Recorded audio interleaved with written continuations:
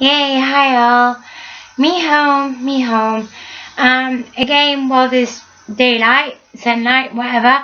Oh, it's the reason I've got my legs up, apart from my hot water bottles. Yeah, I'm back home. I've got really funky hat on with the spiky bits.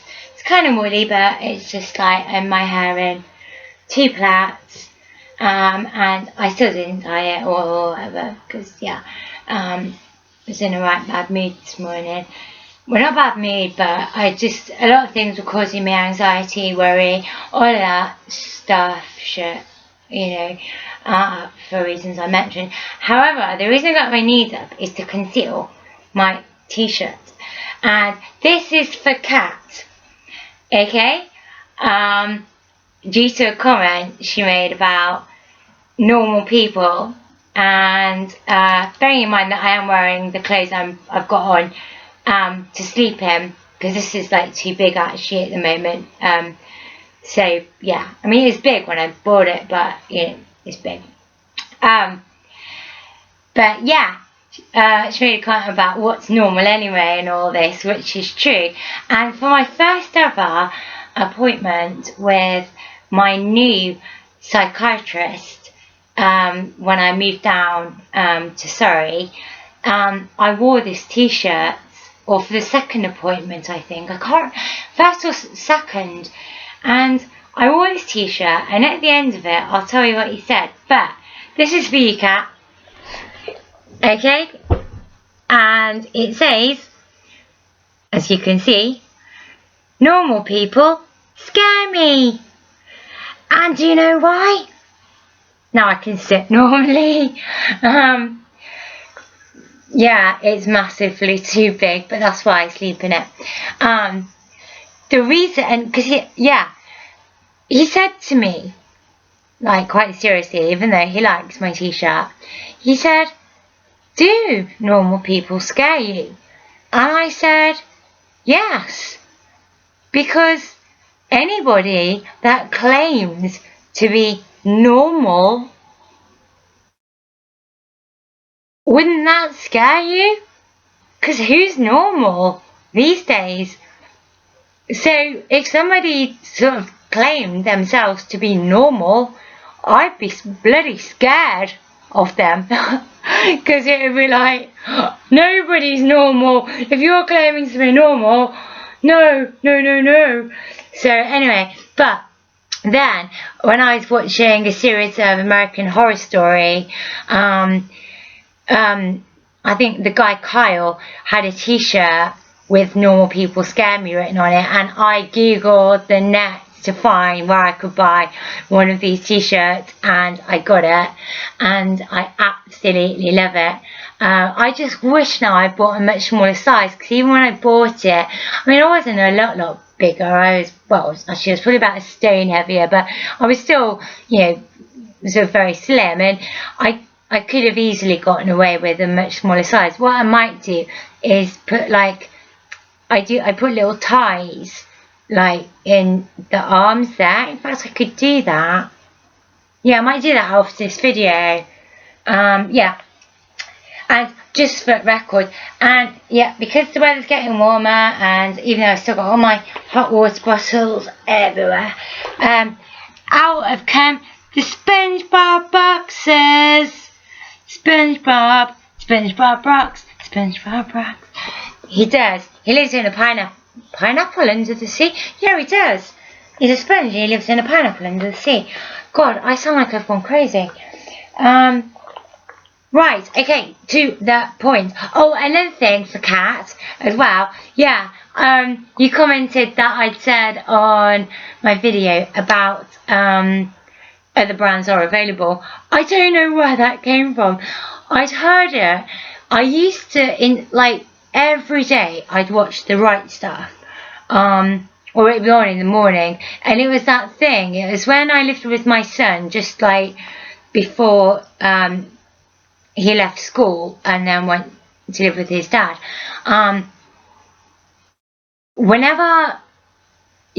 I used to have like BBC News on or GMTV or something, and then at about the same time I'd hear the music for Jeremy Kyle, and me and my son would both go, ah, no, no, no, no, no, no, no, and we'd be scrabbling for the remote to try and change it onto Channel 5 for the right stuff, which was for, like, you know, proper debates, proper, you know. So I think that's where it came from, because on there, quite often things are mentioned, and then he has to say, for advertising purposes, other brands are available, you know. And it just kind of, it's weird what your brain remembers, isn't it? Yeah.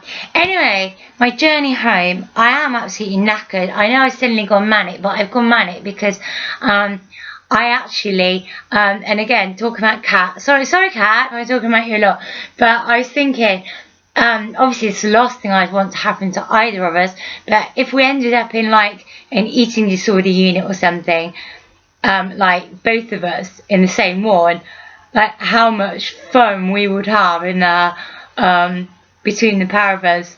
I just think we would, because, like, you just seem so on my level, and I just think we take our illnesses seriously, but you've got laugh too, and yeah, so yeah, I just thought, oh, and the last thing for Kat, sorry, I spent nearly 6.5 minutes, yeah, so that tattoo on my arm is the most recent one I have had done, and that's actually my son's name, but written in inscription, and it says Max, and it's really hard to read in this light or whatever, and it was done when I was sort of a little bit more healthier and had a bit more sort of, you know, flesh, but so that's got my son's name.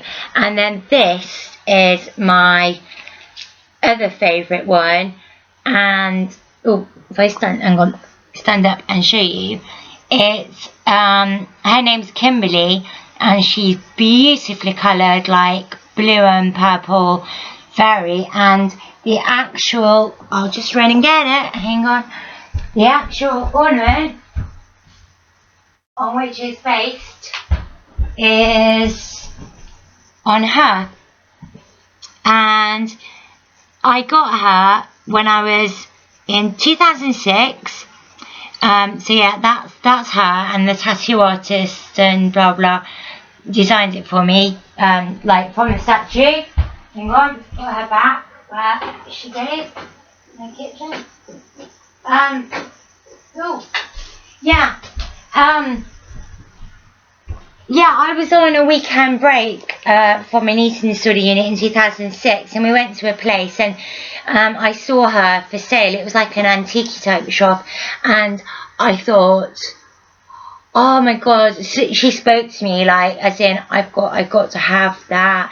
And the reason I called her Kim, or Kimberly, is because I was impatient with a girl called Kimberly, and just one of the most sort of beautiful people, again, that I've met, a lot younger than I, who's, I think, doing very well at the moment, a Facebook friend. So yeah, and then I had it done as a tattoo, so those are my two favourites. But on your ribs, oh my god, it's like I wanted here, like, to cover that's so a long story, but like kind of something, I know, or here. But then I thought, oh, imagine the needle banging the bones. I'd just like, no, I'd have to be on heroin or something, or morphine or whatever, even though tattoo pain generally gives me a real high buzz. Anyway, this is going to end up being a really long video, so actually I'm going to call this vlog, how long can vlogs last? No, actually, all I was gonna, yeah, right, the only thing I really got to update on, this is so non-eating disordered, this video, as in, I'm not talking about food. I've sorted out food for tonight, I've done everything.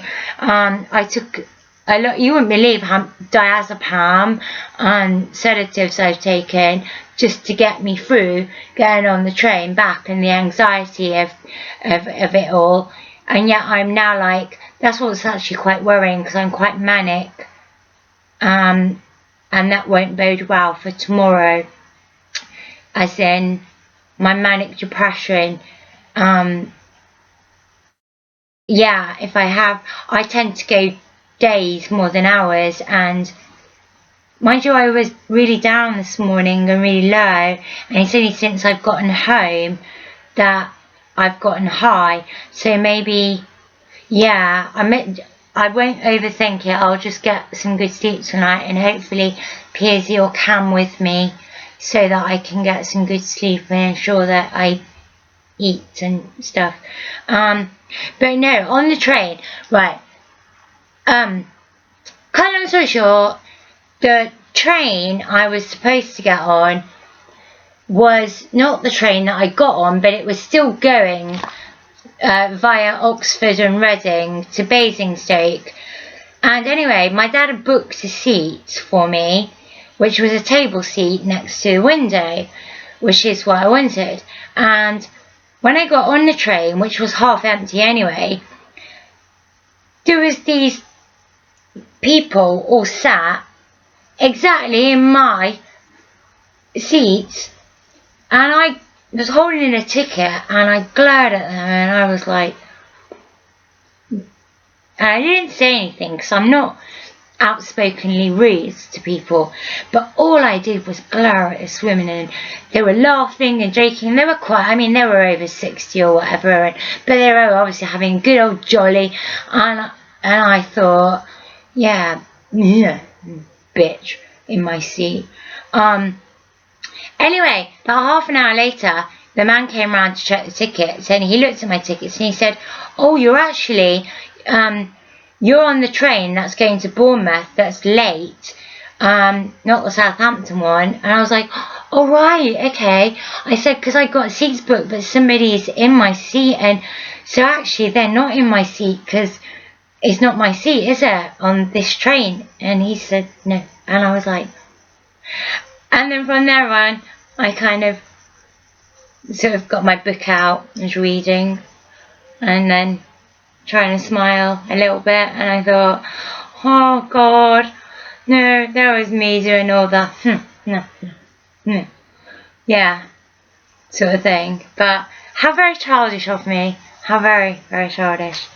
Yeah, I haven't said one thing about eating disorders, I haven't said one thing about personality disorders, I haven't said one thing about, well, I have spoken about mental health in the way of manic depression, bipolar, but I'm sure you can all hear that coming across right now. But the weird thing is, as soon as I switch stop on this, I'll revert back to SJ, but SJ that goes, now what? Watch dinner date, watch this, do that.